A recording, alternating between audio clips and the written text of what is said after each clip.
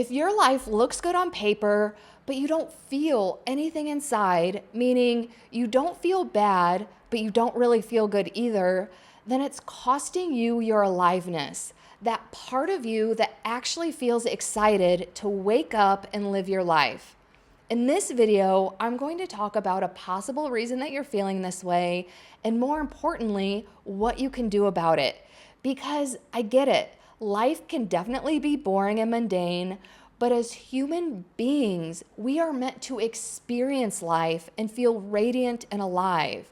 Do you just want to simply exist, or do you want to feel lit up and excited about your own life? Welcome to video 3 of Against the Grain, Designing a Life That Actually Feels Good. I'm Angie, the Inner Glow Coach, and I help high-achieving women question everything they've been taught, become independent thinkers, and build self-trust so fierce that they can create a life that actually feels exciting and radiant. And like all of my videos, I'm going to share a powerful action step at the end, because this isn't just about learning information. It's about embodying that information in your day-to-day life, because that is the first step to change. But first, let's talk about if you don't feel bad, but don't feel good either. In psychology, this is actually called anhedonia, which is the loss of interest or pleasure in things that you used to enjoy. And just to be clear, this could also be depression, but that's a totally separate topic, because if you know, depression is way more than just feeling sad or apathetic. So if you're feeling this way but are not depressed, it could very well be disconnection from yourself, which is what we're going to dig in this video. Disconnection is when you don't feel anything, or you're not motivated by anything, and nothing brings you joy or happiness. You're just going through the motions of life. The usual foods, music, or activities that you used to like don't really hit like they used to. And you probably don't even like spending time around other people, including your family or friends, because you don't feel joy or pleasure. And disconnection has dramatically increased since 2020. And this is definitely because of the COVID pandemic, but also digital burnout. We're more attached to our phones and electronics than ever. And also just the constant exposure to high stress environments like corporate America, the economy, and definitely world events. And back to the pandemic, even when I was hospitalized during my emotional rock bottom in 2020, which, by the way, I can't really tell that story here on YouTube because it's very censored, but if you're interested in the longer version of that story, it's in my book, Running in Slippers, or I've done hundreds of podcasts and I've talked about my story in like 98% of the podcasts I've been on. So if you go to my website, innerglowbyangie.com, and go to the podcast link, click on almost any one of those links and you can hear my story. But I was hospitalized during my emotional rock bottom in 2020. And during my exit interview with the doctors in the psych ward, I cited that one of the inciting factors was the pandemic. There were definitely other things, but it exacerbated everything that was going on in my life. And their response was that they had been seeing way more cases like mine than usual. And even just beyond the statistics, you can talk to anybody and their mental health has been on the decline since 2020. So if you are feeling this way, you are not lazy and you are definitely not alone. But the reason I want to talk about this is because it's a dangerous place to be, because when you're unhappy with your life, but not unhappy enough to do anything about it, you don't do anything. And stagnation contributes to the cycle of disconnection. So going back to my emotional breakdown of 2020, after I was released from the hospital, I called a friend and told her everything that happened. And her response was, "It's not your time." And that may not make sense out of context, but again, I can't tell the story here. But anyway, in that moment, I had a complete mindset shift because before that conversation, I had been living my life for other people. Society's arbitrary rules, my family system rules, corporate America rules, and I had been totally abandoning myself by blindly following along because I thought that life was happening to me and I was helpless against it all because I thought that's just how life was. So I had been living my life with chronic anxiety, depression, disconnection, and I didn't feel much pleasure. I was going through the motions of checking off all of the boxes of society's rules and doing everything right, and my life looked good on paper, but I didn't understand why I was so unhappy and miserable inside. But when my friend said, "It's not your time," her words hit my soul. A cold chill went through my body because in that moment, I realized that I had a purpose and I was here for a reason. I didn't know what that was, but I was determined to figure it out. And with that internal source of purpose, I realized that I had been living my life in a way that hadn't been working out very well. And I decided that I wanted to live my life differently. And this is the most important part. I knew that I was accountable for making those changes and living life in a way that was aligned with who I was. And that happened by creating my own rules for life, which we're going to get into that in video 6 of this series. But I knew deep down that I wanted to feel alive and lit up, not just responsible and doing the right thing and doing what I was supposed to do, because I had been suppressing my desires for 40 years. And this goes for everybody. If you suppress your desires long enough, you stop feeling them altogether. Because when you're constantly choosing what society or other people say you should be doing over what you want to be doing, your brain adapts to that and it stops sending signals to seek joy and pleasure and the things that you want. Because what the hell is the point? Because you've shown it over and over and over again that you're not going to listen anyway. So eventually you stop feeling excitement and desire altogether. And this is what happens when you spend years or even decades like I did, where you're people pleasing and living for other people, choosing the responsible option or what society says you should do, living for other people's approval, being what other people expected you to be, following rules that you didn't even choose. So you don't just lose connection to your life, you lose connection to yourself and your soul. And that's why it doesn't feel good to live this way. And again, if this is you, you are not alone. And I share my personal story to remind you that you don't have to keep living this way. There is nothing wrong with you. You're simply disconnected from yourself. And you don't have to keep living this way. And that's exactly what this series is all about. Because if you've been blindly following the arbitrary rules of society, then this next part is for you. Because this process is to fully align with your life's purpose, which isn't easy. It took me years, mostly because I started from rock bottom, but also because when I finally started waking up to my true identity instead of living my life for everyone else, I realized that my entire corporate America career wasn't me. It wasn't who I was or what I wanted to do at all. It was what society and my family wanted me to do. But I hated it and it was killing my soul. So I quit and started my own business. But that's a whole separate story because it was so terrifying. But this is exactly why I do the work that I do now, because I know how happy and fulfilling it is when you feel empowered to take agency over your life and trust yourself to make difficult, scary decisions. And even if it doesn't work out, you trust yourself enough to know that you will figure shit out no matter what. Because we're all born with this light inside of us. And if you've watched my videos before, you know that I only repeat things if they're important. But we're all born with a light inside of us.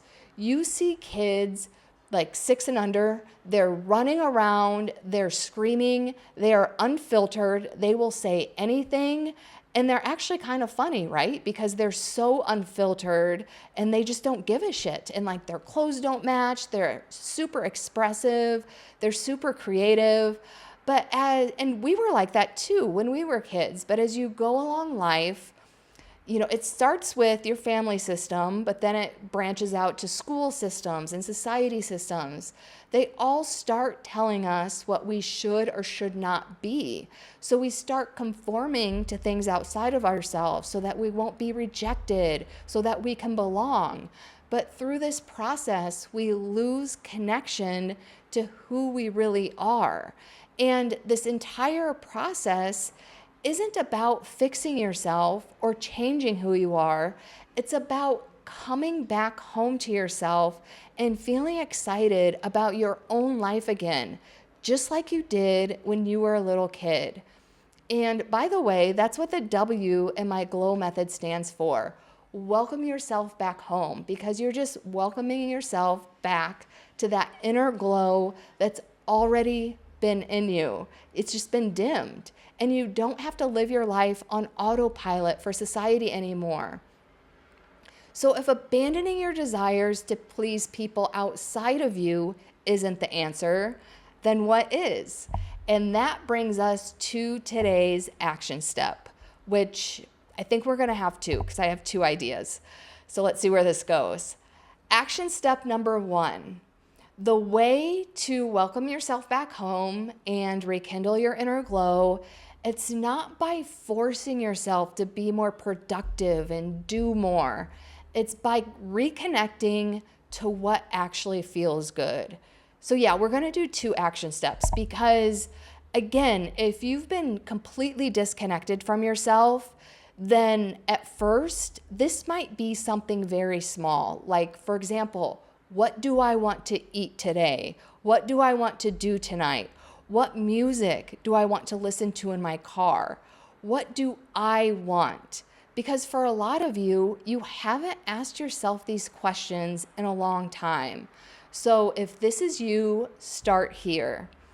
But if you're ready for more, and if you do action step 1 and you're ready to do action step 2, then this is the next step. And this is so important. Action step number 2, catch yourself in your day-to-day life when you are on autopilot. Pause before anything you do, and I am not exaggerating. Pause before anything you do and ask yourself, what would the version of me who feels lit up by lit up by light and life, what would the version of me who feels lit up do here? And the purpose of this is not to blow off adulting. So you're not blowing off work or errands or anything about life that may seem boring and mundane, but you have to do. Because let's face it, as adults, we can't avoid a lot of the boring stuff. But by getting out of autopilot, we have the opportunity to make different choices. So this could look like doing something you don't necessarily enjoy and listening to your podcast or your favorite podcast or music that you like while doing it, or dancing while doing it, or realizing that you don't have to clean the house today because you can do it this weekend and you would rather surf or do something fun instead. Or if you have to clean the house today, you will go surfing this weekend. Or you can intentionally plan time in your life during the week to do something fun. Like, so for example, my thing is surf. I schedule it in my calendar like it's a business meeting, because doing one thing a day that brings me joy is equally as important as a business meeting. And my point is, you have choices. you have way more agency over your life than it may seem. And the important part about this entire exercise is intentionally getting out of autopilot. Because if you've been constantly overriding yourself, that's been happening on autopilot. And the first step of getting out is being aware. So extra credit on this is if you catch yourself in real time, abandoning yourself, make a different choice, but start small. But I do recommend doing this for everything. So if you want to go hardcore, there's this concept in quantum physics. It's used when shifting realities, which is an advanced concept that I'm going to talk about in later videos. But it's based on living your day as if it's a movie script, because scripts are written by scenes, and you can view your day-to-day life as different movie scenes. Like, so for example, after I film this, I'm going to make something to eat. After I make something to eat, I'm probably going to wash the dishes. After I wash the dishes, I'm going to come back to work. So each of those segments are different scenes in my life. And before going into the next scene, that's when you interrupt autopilot and you're very intentional about your decisions. So in some cases, like making my food, there's really no decision to make. I already know I'm going to have eggs and oatmeal, but the point is interrupting autopilot and getting in the habit of doing that. And on the topic of surfing, so we're going to do 3 action steps. So one was just asking yourself, what do I want to eat today? What do I want to do today? And then action step number 2, intentionally getting out of autopilot. Even if you make the same decision, just have that conscious awareness of, I'm going to do XYZ next, instead of just doing things on autopilot. This is especially helpful when driving, because how often have you gotten in the car and you're supposed to drive a different way, but you're so used to driving another way that you just on autopilot start driving the other way? Or you don't even remember driving because you were on autopilot. So this is why it's so important to have this awareness and intentionally pull yourself out of being on autopilot. And then action step number 3, do at least one thing a day that brings you joy. And if you are so deep into this that you can't even feel joy, that's okay. Or if it's been so long that you felt joy that you can't even think of anything that brings you joy, that's okay too. If that is you, think back to when you were a little kid, like around 6 years old. What lit you up? Did you like to paint? Did you like to sing? Did you like to dance? And start there, because again, we're all born with this light inside of us. And, usually what lit us up as a child is a huge indicator as to what lights us up now, because that's who you are.